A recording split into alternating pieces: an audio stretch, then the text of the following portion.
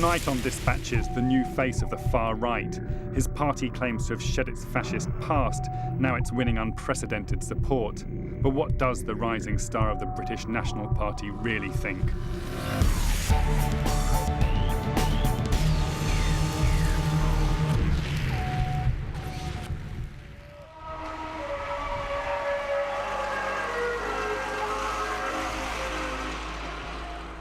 April 2002, one of my first encounters with Mark Collett, leader of the young British National Party. Over the next 6 months, I would get to know him intimately. Don't film me eating. In a party notoriously wary of the media, Mark has agreed to let me follow him. Which ward is this we're going to? This is Eccles Hill Ward. It's a few days before local elections. As one of the party's best and brightest, Mark's busy helping local branches with their campaigns. Today, he's leading a team of canvassers on the Ravenscliffe estate in Bradford.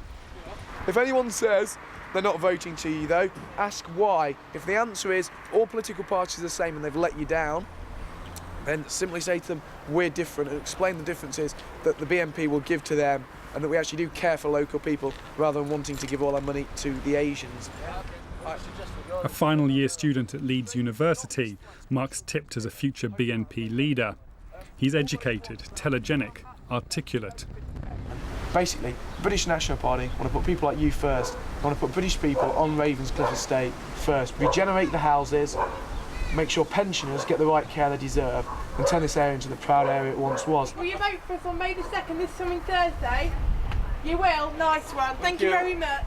The BNP has ditched the street-fighting tactics of the old far right, turning to conventional politics to promote its message, putting whites first.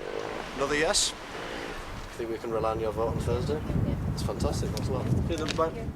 We are the voice of the white population in areas all over the country, just like this. And as you heard time and time again tonight, people are like, you're the first political party that's come here and spoke to us and cared for us.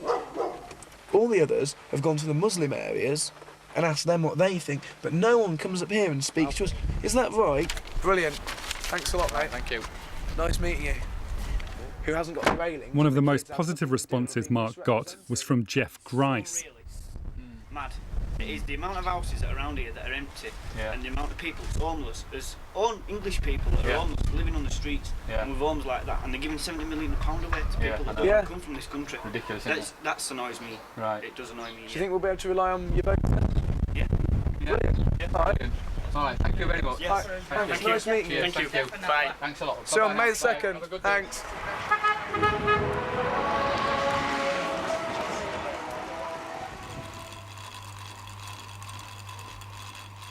Later, I went back to see Jeff.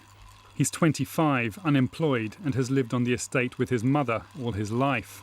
Why was it you thought the BNP was sort of talking sense to you? Because why should bloody parties get money all sodding time for their bloody kids, and we get sod all for ours? If Pakis or Indians or whatever they want to call themselves, they want some money, they can go down at the social and they'll get money. Because if the social say no, they just shout racial discrimination, and they're quite happy just to sling money at them all day long. It makes you sick just when you just go out in your car and you just see them, they're too sly and they're dirty and devious. They really are. They'll bend stuff to suit themselves. On election day itself, Mark's campaigning in his own ward, Hare Hills in Leeds. Vote for the BNP. The British National Party are standing in the local elections. Mark Collett is your local candidate for the Hare Hills ward local elections. With its ethnically mixed population, Mark knows his chances are limited. We'll probably beat the Greens and the Tories, I hope, but hopefully the local whites will do the right thing and come and vote Collett. Lie after lie after lie. Right, we'll see you later. How hysterical. So where's you? Just had a text actually saying I look quite cute from someone. Yeah, I've seen on the front page of the paper you look cute.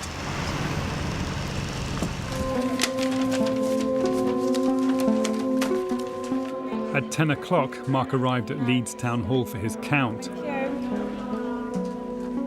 The party had 68 candidates standing across England. And that night, the BNP took its most significant step toward power ever. Over in Burnley, 3 council seats were won by this party, whose ultimate aim is an all-white Britain. Declaration of the result of the election for the Hare Hills Ward. For Javad Akhtar, Liberal Democrats, 2,184. For Mark Adrian Collett, British National Party, 209. Mark didn't come close to winning his seat. We easily beat the Tories. But he was putting a politician's spin on the result. I couldn't be happier. For the first time I ever stood, you know what I mean, to come third and beat two established parties into fourth and fifth. Nazi scum, off our street. Nazi scum. There's a lot of you tonight, mate. Nazi scum, off our street. Nazi scum.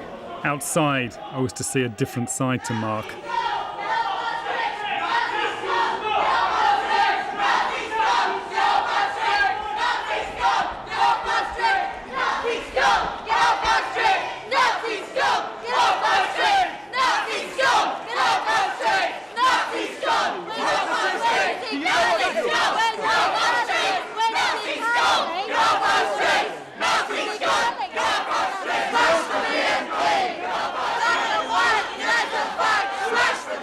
Martin, who provides security, wants a quick getaway. Where's the van? It's on its way, mate.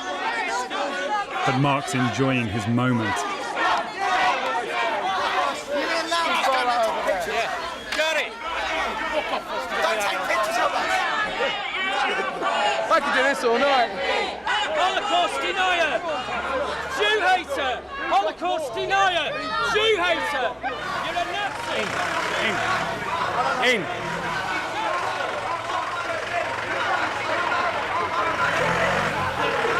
Come on! Take him! Come on, get him, mate! Get him!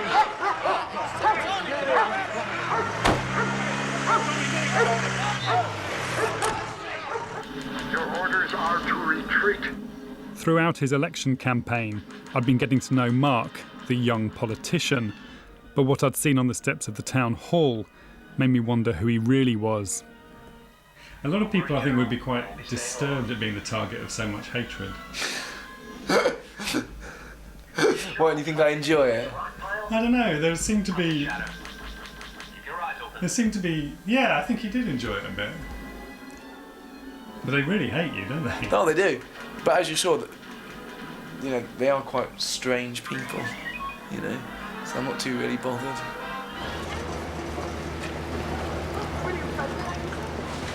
This Confrontation BNP candidate Mark Collett squares up to protesters outside Leeds Town Hall. That is quite a good picture, actually, isn't it? What do you think to the picture? Yeah. Very good. That picture, though, I've looked at the picture, mate. That is it. I just look like I'm really dealing with those protesters there. It looks so good. Mark appeared to think a lot about looking good. Do I look big enough to be lifting weights? Yeah, you do. From here you look very big, Mark. 4 times a week he worked out in his basement. He was keen for me to film him.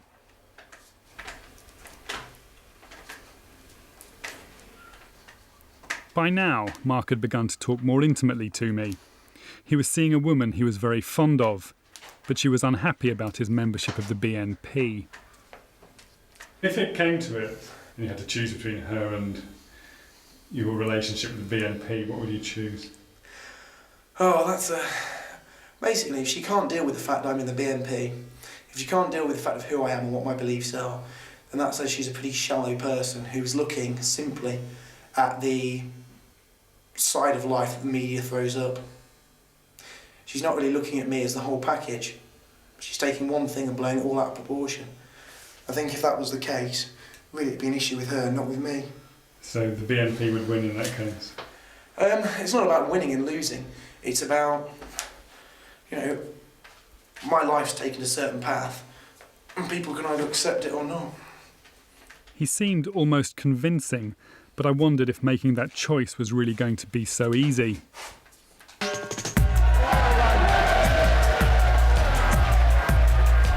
early summer. The World Cup was at its height.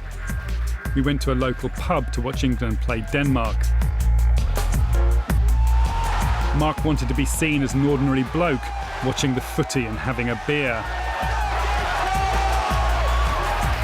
He may have felt at home among the painted faces and patriotic chants.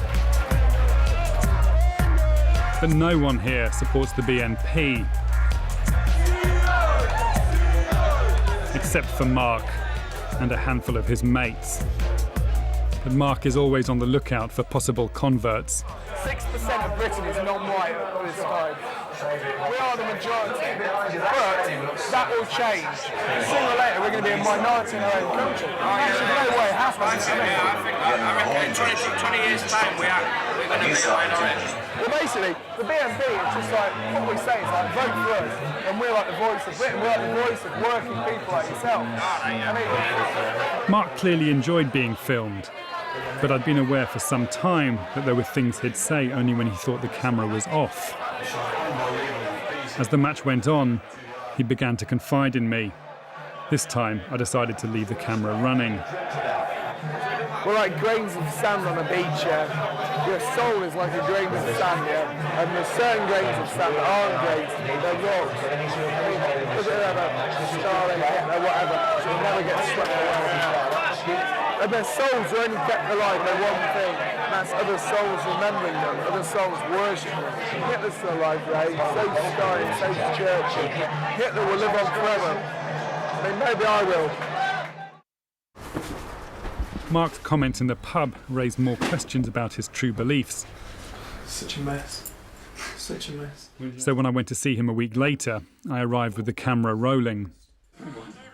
I've not had a chance to clean up. Almost immediately, Mark began to talk candidly.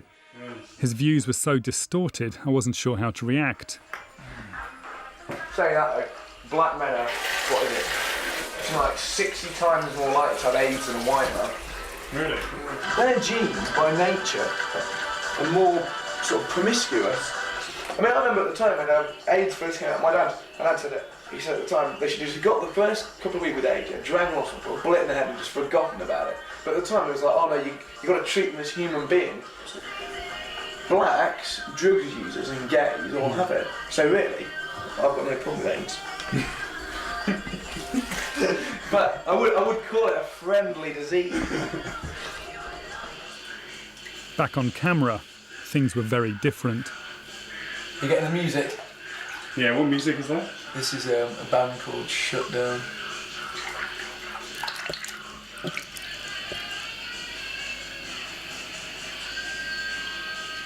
Everyone cuts themselves at least once when they're shaving, but I realise that I will look quite good if I manage to avoid that.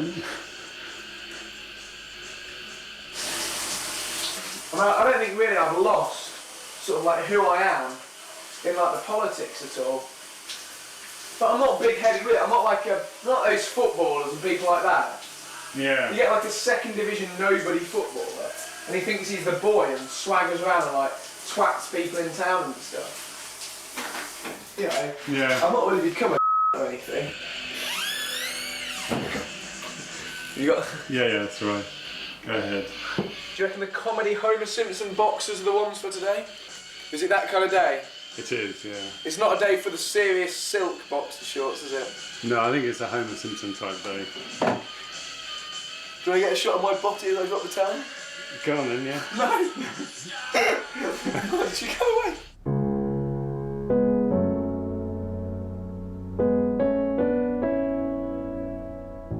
I was getting a sense of Mark's private theories on race. But I wondered, if pushed on camera, how explicit he would be. Well, white people, across the ages, for 40,000 years, different races lived in virtual isolation around the planet. In those 40,000 years, some races went on, well, the white race went on to create civilization, beauty, poetry, music, paintings, all of such wondrous artistic merit. I'm not sure quite how you would break up the definition of the white race. Well, basically, it's like this. Across Europe, there were small variations in culture. Like Germans have slightly similar national dress, French do as well. Slightly different food. Like we have more potato-based meals where the French have pasta-based. And so do the Italians. Right. In France and Italy, there's a lot more pasta-based dishes, isn't there? Sure. So if there was a wave of French and Italian immigration into Britain? Well, the thing is, there isn't really waves of white immigration. Whites tend to stay more or less put, and they have done for the past 1,000 to 2,000 years, other than, say, like Roman Empire and stuff like that. But mainly, they've stayed more or less put. So where do Jews fit into this? Oh, wow, whacking the usual questions, get the Jews in there. No, but I mean, I genuinely intended not to ask it because I know you get asked it all the time. But This is a boring question. Do I really have to answer this? You do, because they tend... Well, Jews classify themselves as a race of people. But they're white. Well, primarily. Jews actually... The Jewish community classes themselves as a race. Jews are slightly darker skin tone than whites, slightly sort of... They range sort of slightly lighter than Arabs, but not usually as white as light skin colour. But there's many different facial definitions. Differences? Differences to define them away from, say, a traditionally Western European look. Right. Okay. And that's recognisable? I think it's highly recognisable for people who are genuinely Jewish of racial descent. Yes. People like me. I'm Jewish by racial descent, but Mark hadn't realised.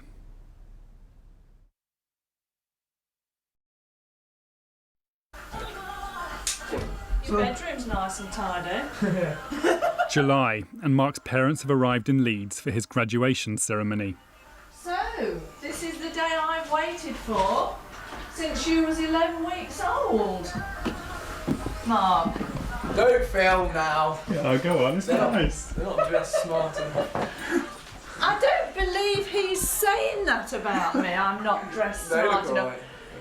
Knowing they were close, I'd been keen to meet them. And they, it seemed, were keen to make me one of the family. Oh, right. So he's Uncle David today. I was going to say... Oh, right. Yeah. Oh, I see. But he does look quite like me. He does, actually. Yeah. There's a similarity with the nose, isn't there? Oh, shut up! Actually, it does say... There is actually, David. On campus at least 1.5 hours before your ceremony is due to commence. Mark. You were saying that this has been a dream of yours or something? Yes, it has been a dream of mine ever since he was 11 weeks old. Really? What happened at 11 weeks old? Why 11 weeks old? Well, I telephoned the local prep school. Oh, really? And put his name down at the prep school, and that was the start of it, really. And it was my dream, yeah, definitely. So you're excited? Am I excited? Yeah. Yes, excited and proud. Let me look at you. You look What do you think of the tie knot? Is that okay? Yeah, it's lovely, darling. Okay.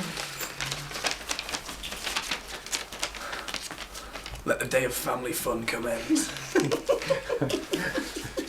Yeah, I've got a couple of minutes. Yeah. On the way to the university, Mark gave an impromptu newspaper interview. Are you doing an article about me? Good. The white people across Europe are all being put down, and they're all being betrayed by the same kind of breed of politicians who all stick. He just goes into his other mode when, like, he's on to his party bit now, isn't it? And it's not always we see that side of it. Basically, not even enough people turned up to make the meeting court, so they had to hold it again. But there's plenty for a load of scavenging asylum seekers. I have occasionally when he's been at home that was during the Sunday the holidays. Times. Oh. Left-wing Mark. What's that? He says it's the Sunday Times. I mean, it's another left-wing paper, isn't it? The Times. Hello, it's me.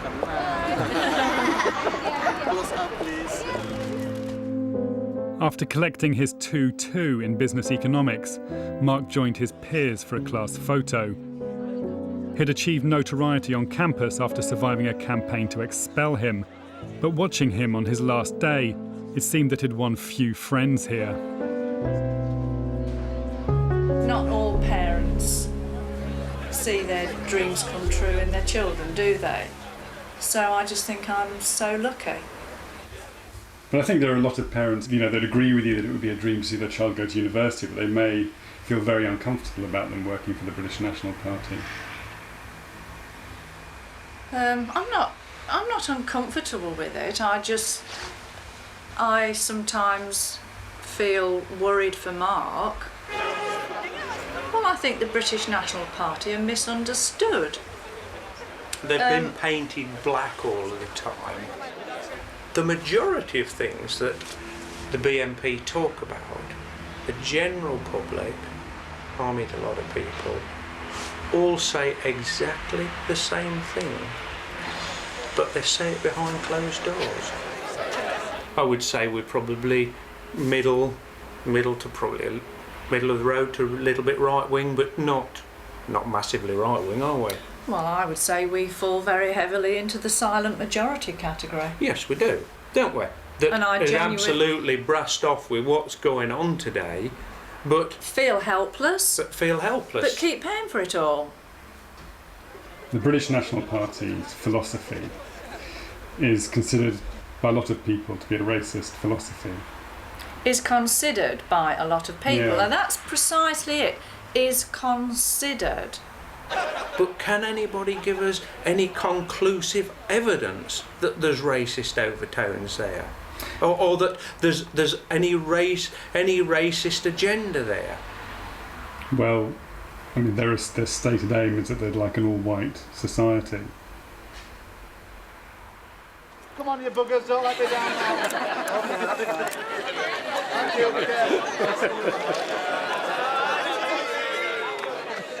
Mark walked away from student life and straight into the arms of the party. Within weeks, he was on the payroll, working for the BNP full-time. Organisation is key, David. As well as running the youth wing, Mark's on the BNP's advisory council, deciding party policy. He's also producing local leaflets and organising the Bradford operation. If people want the BNP pens, get them now while you still can. Have a nice day. But Mark's new relationship with the party has come at a price.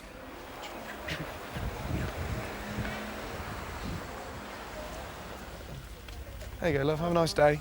Sun's just come out for you. That girlfriend he was so fond of doesn't want to see him anymore.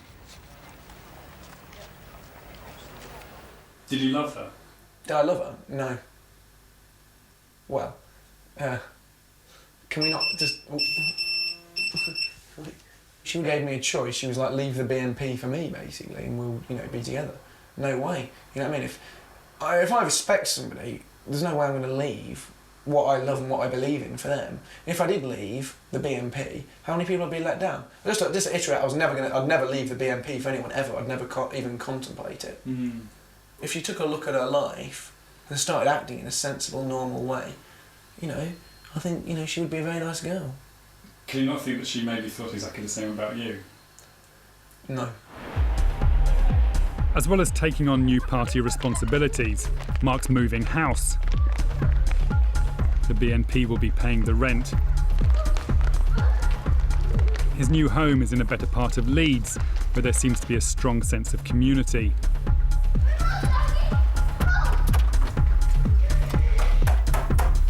Feel that? There's absolutely no way you can sledgehammer that door. I'm seeing big widescreen TV there. This room, study. The double bed in the top room is really nice. Yeah, because that's what's going to be my love nest. Original Star Wars trilogy around there. What do you reckon? Oh, gross! It's got mould in the fridge.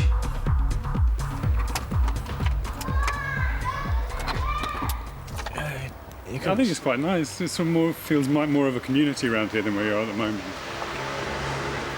Yeah, maybe so, but not white community. Mark seemed prepared to tolerate the diversity of his new neighbourhood.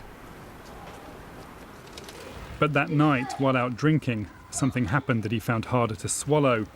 I went to talk to him the following morning.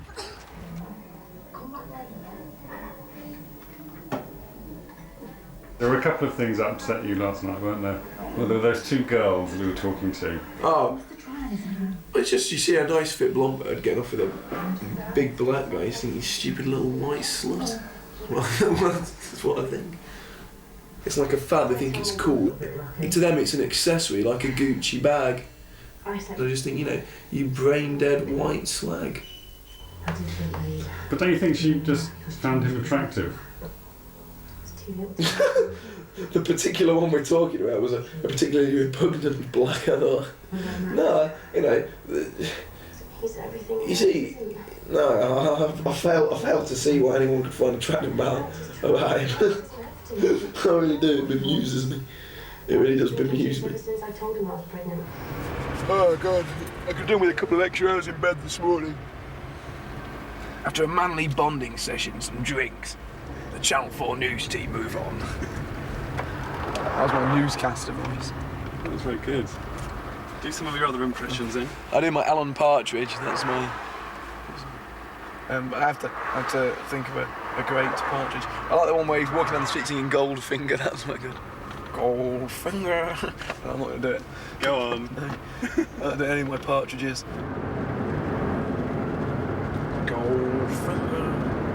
He's the man with the mightiest, a spider's touch. Mark and I shared an affection for Steve Coogan. But later in the drive, he began discussing another of his heroes. I'd love to meet Johnny Adair, though. I'd really like to meet him. Johnny Adair, otherwise known as Mad Dog, is Belfast's leading loyalist paramilitary, convicted for directing terrorism. Why not? Mark saw parallels between Northern Ireland and Northern England. Do you really think that some Oldham and Bradford could become like that? Yeah, definitely. I just think there will be. I think there's going to be a lot of bloodshed, to be honest. It's going to be a big mess. Asian gangs are attacking white lads and driving them out, but it's only so much will the white community take. And with the economic slump coming as well, when it all hits, there will be militant gangs of lads formed around people like me, and then I will eventually become, in essence, not a Johnny Adair or Billy Wright maybe, but I will become leaders that people will cluster around in those areas, and people will, you know, fight alongside me. Hiya, Nick. How's it going? Mark's unguarded disclosures were becoming more frequent, and in the days to come, they would become even more extreme.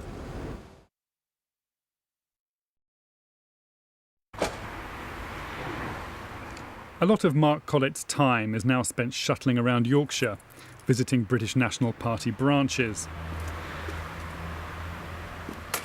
It was on these long drives, when Mark believed the camera was off, that I'd been getting real insights into his beliefs. On one trip, he started talking about Hitler's Germany. National Socialism was the best solution for German people back in the 1930s. It's not the solution for British people in 2002. When people say, do you take any inspiration from that? I mean, I honestly can't understand how a man, who's seen the inner city hell of Britain today, can't look back on that era with a certain nostalgia and think, yeah, those people marching through the streets and all those happy people out in the streets, you know, saluting and everything was a bad thing. I honestly can't see how anyone can look round on this on this nightmarish society in places like Bradford, Birmingham, and think, you know, Germany in the 1930s was worse than that, because it wasn't, was it? You know, honestly though, would you prefer your kid growing up in Oldham and Burnley or 1930s Germany? I mean, the thing is, a lot of people say that it was fine as long as you weren't Jewish in Germany in the 1930s. Yeah, well, you know, fair enough, but from my point of view, and it must be from your point of view, you know, it would be better for your child to grow up there, wouldn't it? Yeah. And we all know that the Jews had given the German people a bit of a whipping, and one of the thorns that people felt were in their sides. And look, I'm going to level with you. I'll never say this on camera, yeah? And you can say this to whoever you want, because it's true. The Jews have been thrown out of every country, including England. There's not a single European country the Jews have not been thrown out of. And let's face it, David, when it happens that many times, it's not just persecution, There's no smoke without fire.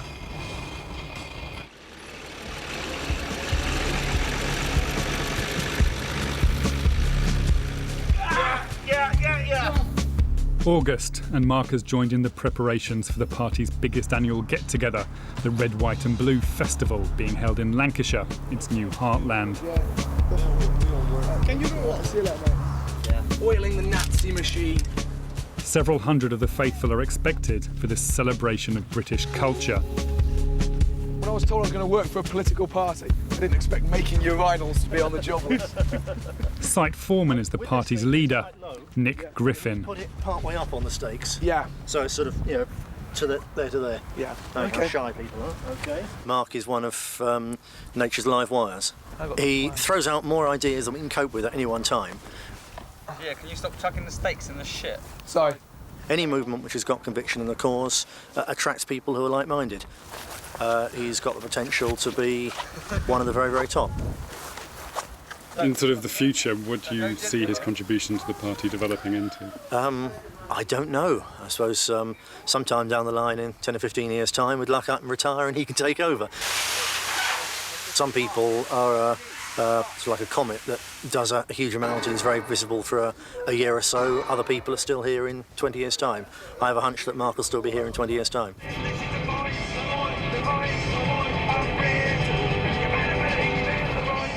After helping with the preparations for Red, White and Blue, Mark treated me to a preview of his latest marketing idea, CDs of his own ideological speeches. His first work is in story form. Hello. Our tale begins. A young man by the name of Tim awoke one morning, and as he watched the morning news... Tim's a student who's told he's sick. He paid a visit to an evil doctor called Goldfinch, who just prescribed mysterious blue pills that made Tim feel worse. Goldfinch's greedy dark eyes stared intently at it, for this was a cheque from the company that made the blue pills. Finally, Mark's analogy became clear. Today in Britain, and all over the white nations of the world, millions of people are asking, why multiculturalism? Just like Tim asked, why the blue pills? A kid could understand that, couldn't they? I mean, you give that scene to a 12-year-old child and they could draw the conclusion from it. But you can also give it to a seasoned activist or a new activist or an intelligent person, and they'd be able to gain something from it too. What a beautiful day. Part rally, part summer camp, Red, White and Blue kicks off in high spirits. You get down like a sack of shit stuff. Mark's brought his new girlfriend, Sue. Where's Sue gone? Sue, have you seen my black t-shirt? He's also brought a job lot of his new CDs, but they're not selling well.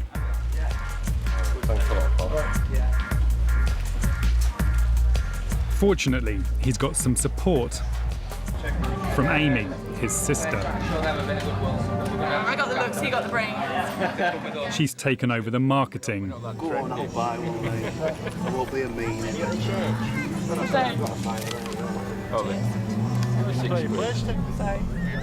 Thanks very much. Yeah, cheers. Watch your backs. Just come right in.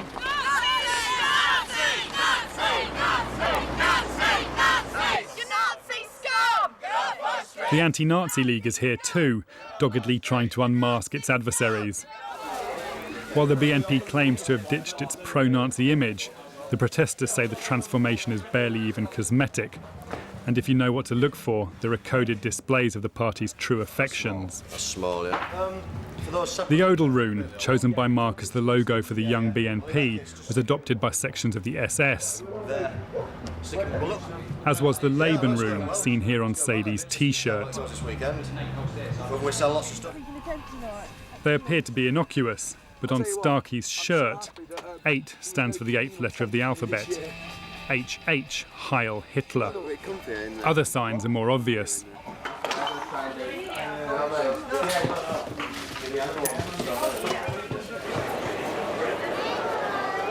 Inside the big top, party members settle down for an afternoon of political speeches. Mark was supposed to be first up, but he's having a last-minute wobble. I can't open a meeting when I haven't even written a speech. No, OK. I've got a sore throat, isn't it? I'm debating whether to even speak or not, 'cause I can barely talk. Well, I'll put you on a bit later. I feel sick. On that theme, I'd like to introduce the man who runs the young BNP, Mark Collett.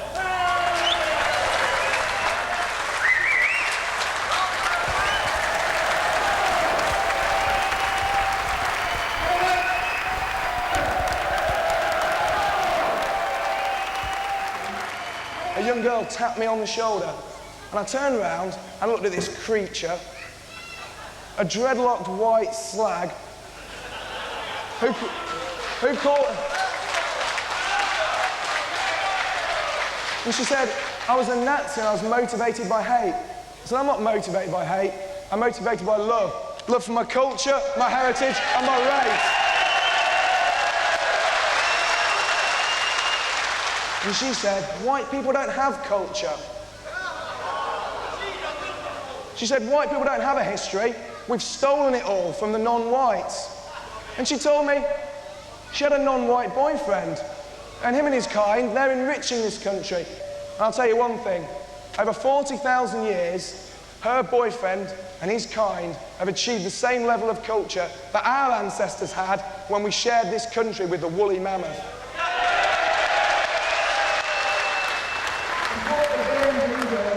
It puts the great back in Great Britain. Thank you. It turns out that Mark had little to worry about. The rabid nature of his speech was always going to make it a crowd pleaser. But you've got a bad throat. Good speech, Mark. Cheers, mate. Not been any more right with that one. Cheers.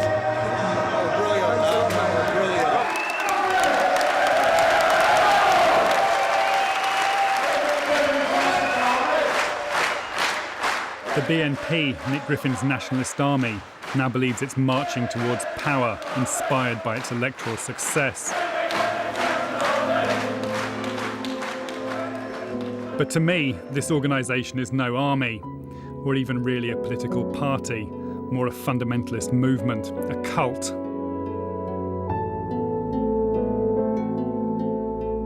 And within it, the followers, isolated from the rest of society, find a real sense of belonging.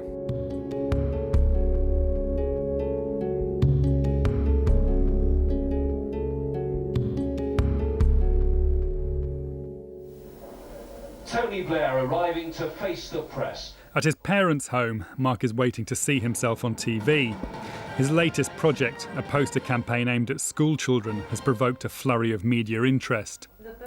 His sister Amy has been criticised by her friends because of her involvement with the BNP. You're a peripheral character, Amy. But I don't want to be on film. No, I don't, because if it gets back... To where? You already got it, Amy. Said back to where? Because people then will think that I'm one of Mark, and I'm not. No, they can't. Yeah, they can think that. Yeah, but it's really difficult to change people's perception, isn't it? Once you do something wrong, or once it does something they don't like. Then it's their fault. They have the problem, not you. 1 minute you're happy to be BNP, the next minute you're not. No, she's never been BNP. Amy, you have. You will. Yeah, I involved myself to support you. Amy, this is not the time or the place to be doing all this, is it? No.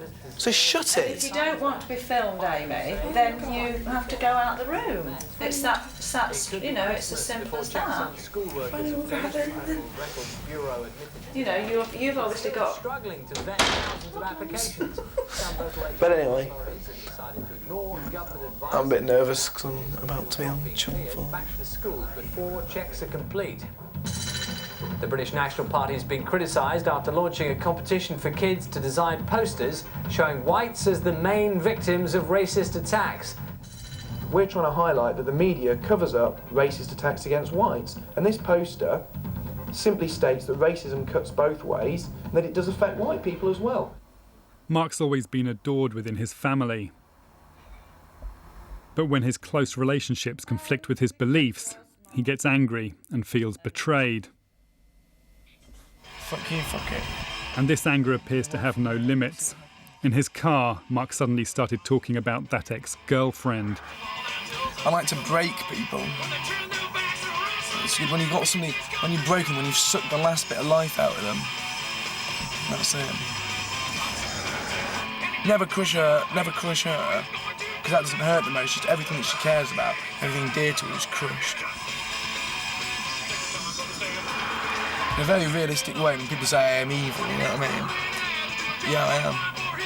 But it all depends. I'm either the sweetest angel or the most evil demon you've ever encountered. It just depends what you decide to push me. Never kill people, yeah. Push them to the point of despair where they do it themselves. Because that's when you've really won.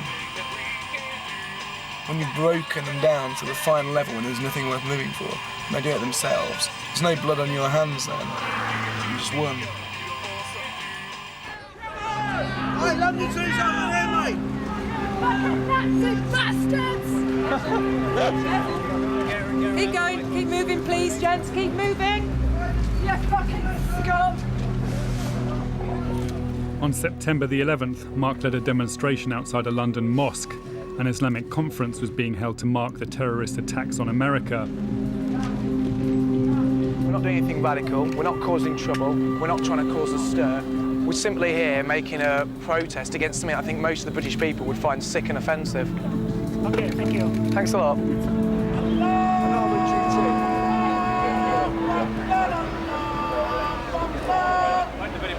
We're remembering our dead today and we got to put up with that. Get them out! Fucking brave, aren't they? Wrapped round with their little rags round their head, aren't they? Yeah, fuck off! Go back your own country! Well, we're here to show our opposition against Bush and Blair's war, which is going to cost British soldiers' lives. Members of the National Front, another far-right party, arrived. Burn, burn, burn! Parking! Burn, burn, burn that parking! Burn, burn, burn that parking! Early in the morning! The mood became more ugly. BNP, BNP, BNP! But Mark seemed in his element. I call on the members of ALO! Waterson, you're a freak! You haven't even got an opinion! Quite funny they're chatting black and white, unite and fight, since they're all white over there. Yeah, you don't see the Muslims in the mosque jumping in with them, do you? Race traitors. This was the old far right in action. But I could see little difference between Mark's repackaged BNP and the neo-Nazi NF. I knew there were at least Nazi sympathies within the BNP, and I had evidence on tape. For months I'd let Mark's views go unchallenged, knowing that a confrontation would jeopardise our relationship. So I went back to see him for what would be our last encounter. I don't really have any affection for Hitler at all. I mean, you can say I do.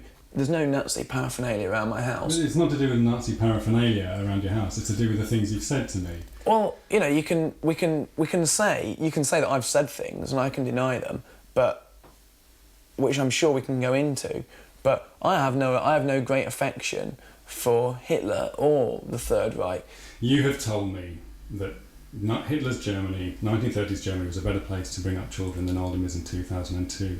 You've told me that you can't understand how, when people look at the Nazis marching and saluting in the street, they can fail to be inspired and feel a sense of nostalgia for that.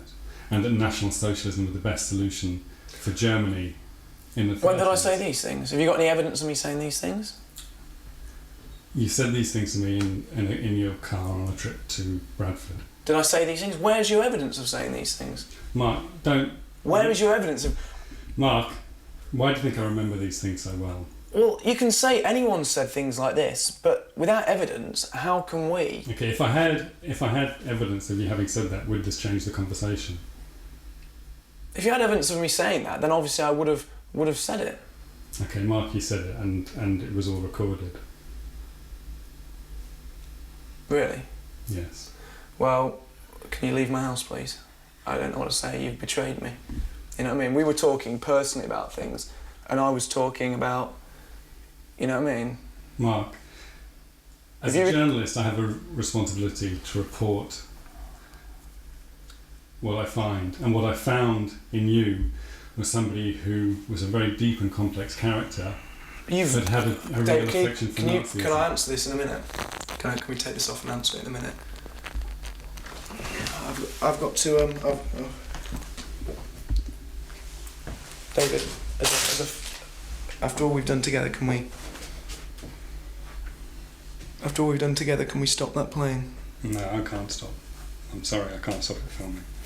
I've got a... There's a few other things which I want to talk to you about as well. What, that's been said or done? That's been said and done, yeah. And you recorded everything? I haven't recorded everything, no, but I've recorded quite a lot of things. Can we turn it off? I can't turn it off, no. Can you... Just for 5 minutes? No. I just want to say a couple of things to you. Okay, well, let's finish the I'm just going to ring Nick and quit from the party. I'm just going to quit my role in the party. Nick, can you turn that off while I do that?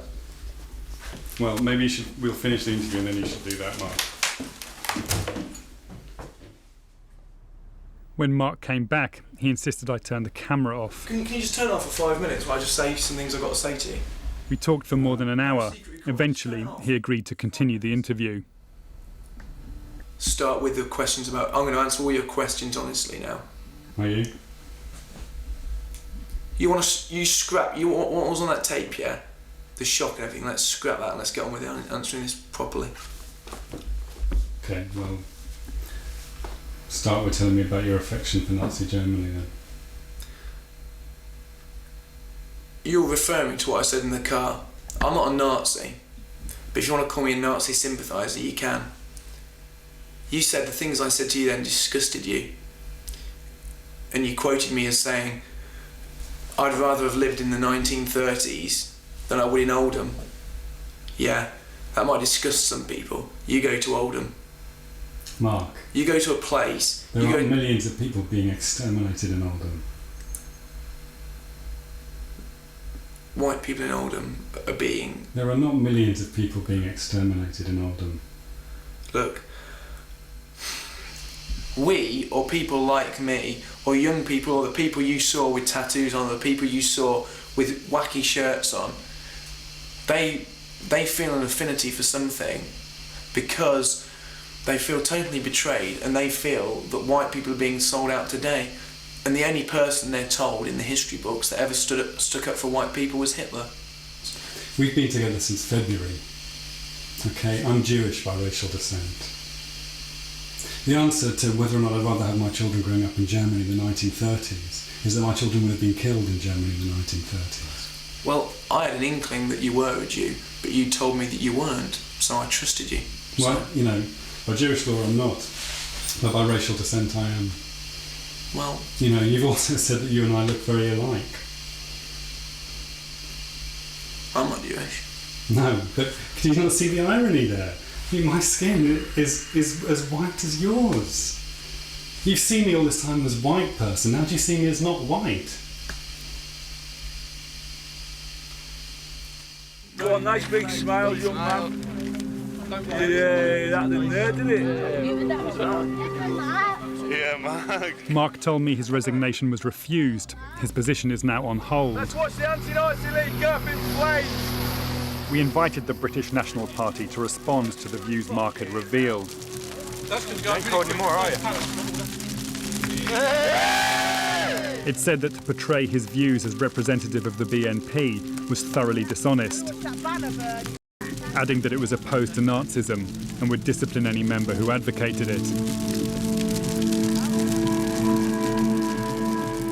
The BNP has big ambitions to win more council seats and eventually to enter the European Parliament.